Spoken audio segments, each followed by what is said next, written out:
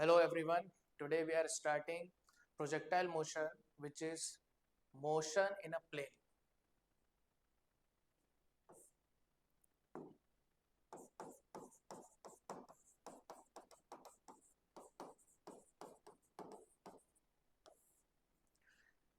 It is a part of motion in two dimension.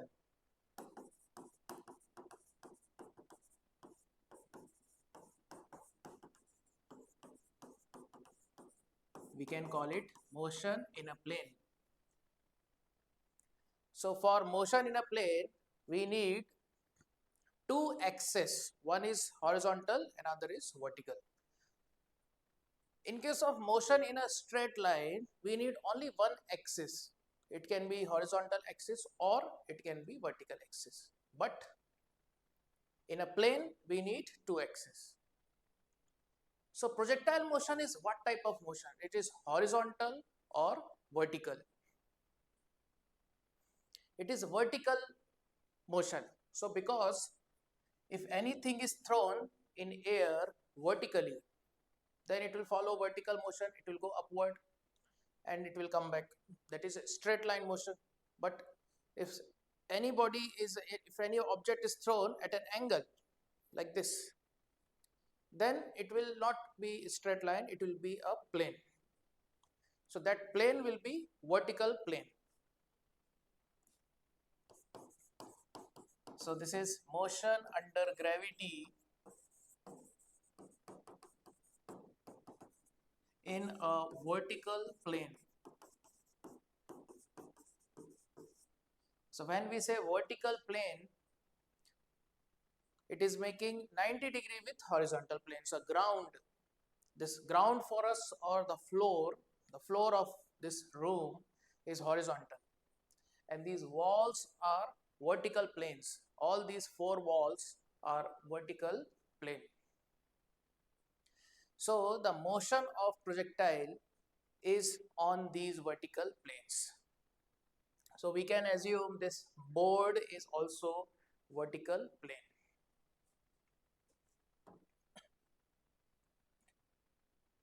So in projectile motion, we have a point known as point of projection. So point of projection is the point or the position from where the particle will start its motion. It is point where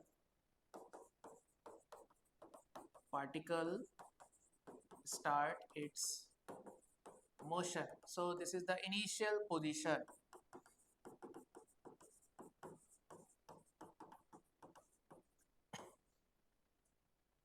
So for example, if particle is starting motion from here, so this will be the point of projection. So from this point, the object is thrown. Thrown means it is getting some initial velocity. So it is projected. When we say projected, so some initial velocity is given to it. The initial velocity can be given vertically. If initial velocity is given vertically, so the particle will follow vertical motion. What if initial velocity is given horizontally? Means I am throwing a ball horizontally. So will it move along horizontal straight line? Will it move along horizontal straight line? No. It will move along parabola. It will follow this type of route if it is thrown horizontally. And what if it is thrown at an inclined direction? If it is thrown like this, then again it will follow parabola like this. So these motions are near Earth's surface, near Earth surface. So what are the examples of these projectile motion near Earth surface? So we have football. So when football is kept on the ground, a player is coming, running, it will hit the football. The football is projected like this. That means the initial velocity is making some angle with horizontal. That is known as angle of projection, theta. So initial velocity is making angle theta with horizontal, and afterwards it will follow parabolic path. So what are different types of projectile motion? Let's discuss that. If the point of projection is on ground, if point of projection is on ground and point of strike is also on ground, point of strike is also on ground. So football is again the best example of it. The football start its motion from the ground and finish its motion on the ground. So it is known as ground to ground projection. So in ground to ground projection, the initial velocity is given to the particle from the ground. Now this is the ground level.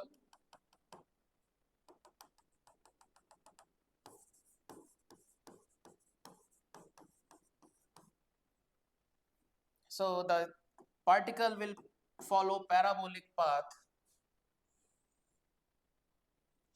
and somewhere on the ground only it will hit the ground. So this is known as point of strike.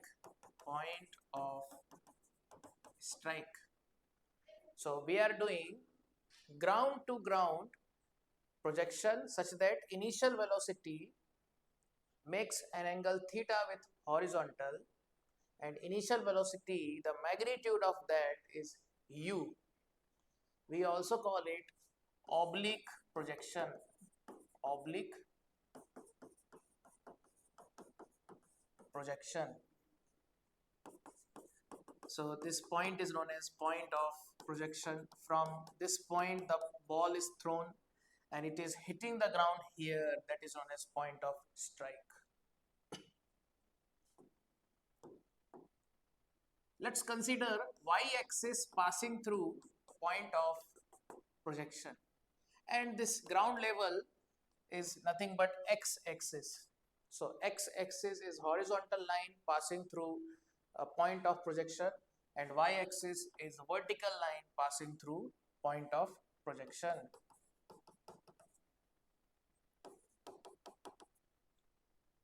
So that means the point of projection is origin. Point of projection, the value of x will be 0 and the value of y will be 0. So the ball is thrown from this point, the ball is thrown from origin, it is following parabola. So after some time the particle will be here, after time t, maybe here, anywhere. So in general, where it is, you can take any point on this route. So I am considering here. So the x coordinate and the y coordinate at this point, x and y. So the x means the x position, means horizontally how much it has traveled or displaced from origin to here. What is the horizontal displacement? That is x. And what is the vertical displacement? That is y. Let's call this point as O and this point as P. So initially particle is at O, after some time particle is at P. Horizontally it has traveled x, vertically it has traveled y. How to find x and y? That is the question. So now the concept is motion in a plane. We have to consider x-axis and y-axis separately. X-axis and y-axis separately. So the velocities along x-axis and y-axis, displacement along x-axis and y-axis. acceleration along x-axis and y-axis. Separately we have to consider.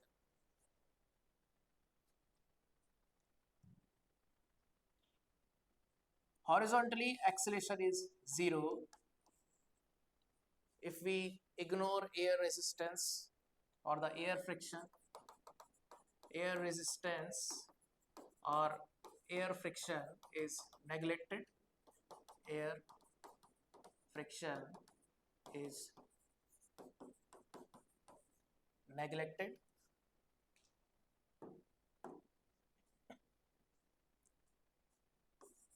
And the acceleration along vertical direction is minus g, that is acceleration due to gravity. Acceleration due to gravity. Acceleration due to gravity is vertically downward.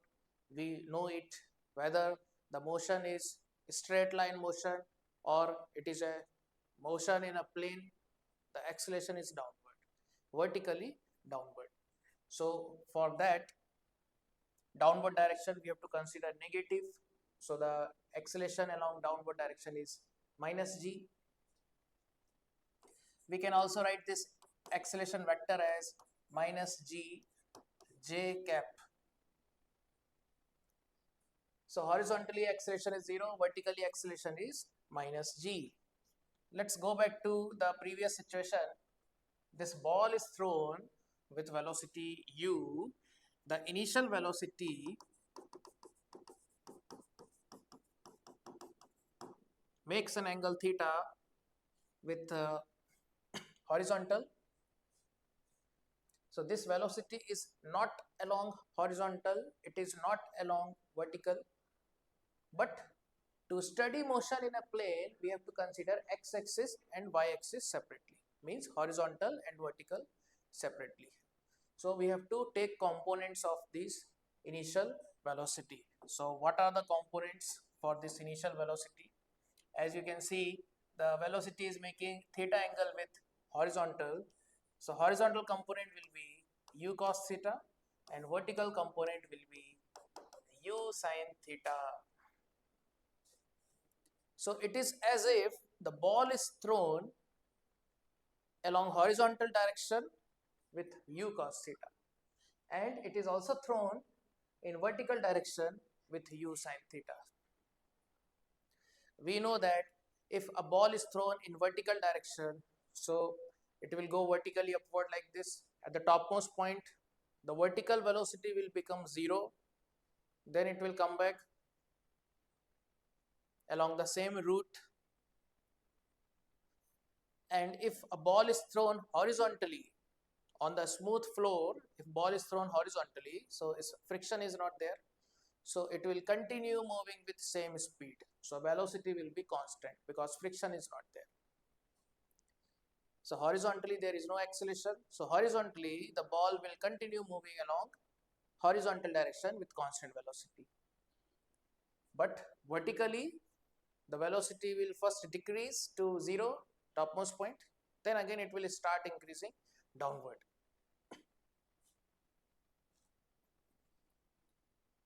So over here the vertical component is u sin theta. This is initial vertical component. So let's draw the route followed by this projectile. It is a parabolic path. If you observe the horizontal component, so the horizontal component is u cos theta. After some time over here, the horizontal component is again u cos theta, because horizontally there is no acceleration. When particle reaches this point, the horizontal velocity will be u cos theta. At topmost point also, the velocity is u cos theta right side. Horizontally, at this point also, horizontal component is u cos theta. Here also u cos theta. And when it is returning on the ground, this is the ground level.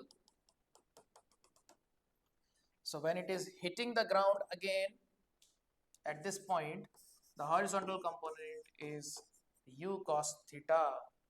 Horizontal component is not changing, it is fixed because acceleration is 0. Now what about vertical component? So initial vertical component is u sin theta. This is initial. When particle is here, the vertical component is u sin theta. But as the particle is going up, so we know that if any object is thrown vertically, for example, this object is thrown vertically like this, we know that the vertical velocity is decreasing. When it is going up, velocity is decreasing. At topmost point, velocity 0. So the vertical component is decreasing. After some time, the velocity, vertical velocity will be less. After some more time, the vertical velocity will be less. If you can observe, the length of this vector, the vertical velocity vector is decreasing. Length is decreasing. At the topmost point, the vertical velocity will be 0 at the topmost point. At topmost point, this is also known as highest point of projectile motion. At highest point of projectile motion, the vertical velocity must be 0. What if once it is crossing the highest point, it is again started to come down? So basically, suppose this point is O and suppose this point is A. So O to A, it is going up. So this is ascent. And and A to B, this is B. A to B is descent. So it is going down. It is coming down. At the topmost point, vertical velocity is 0. But what about at this point? When it is descending, now the particle is here. So the vertical velocity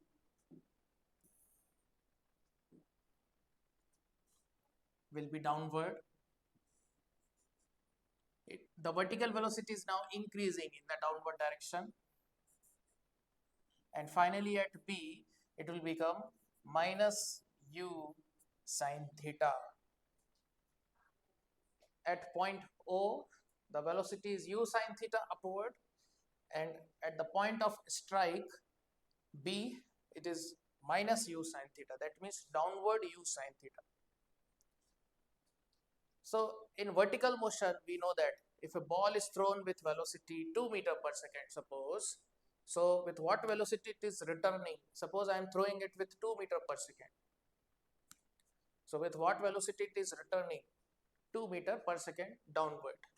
Thrown means upward and receiving means downward. So vertically it is thrown with u sin theta and it is hitting the ground with minus u sin theta.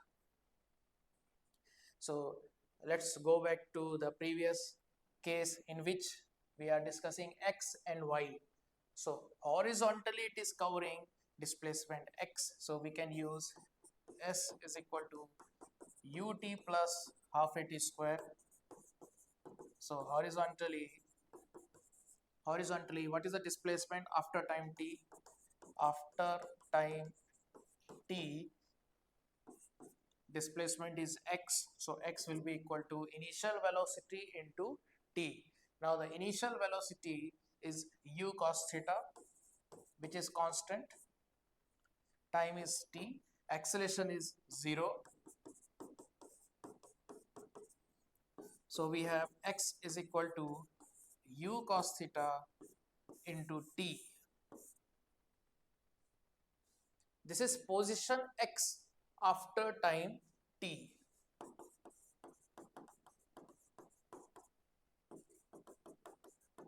Similarly, we can find position y. If we apply vertical direction vertically, so the acceleration vertically is minus g. So vertically the displacement is y, and vertically the velocity is u sine theta. So y is equal to u sine theta t minus half gt square. So this is the y position at time t, or instantaneous y position. Instantaneous y position.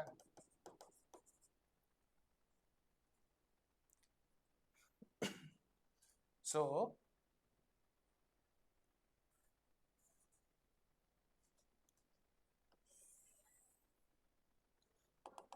the particle started its motion from origin, which is 0 0, and after time t the x coordinate will be u cos theta into t, comma y coordinate will be u sin theta t minus half gt square. So these are the coordinates after time t.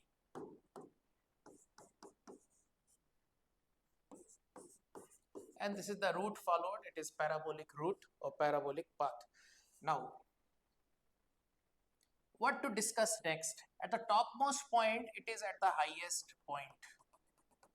So how to find that highest point? The height of highest point, that is also known as capital H. So capital H is equal to maximum height.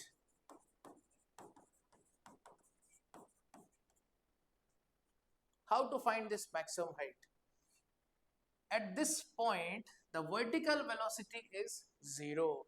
This is point to be noted. So conceptually, at topmost point,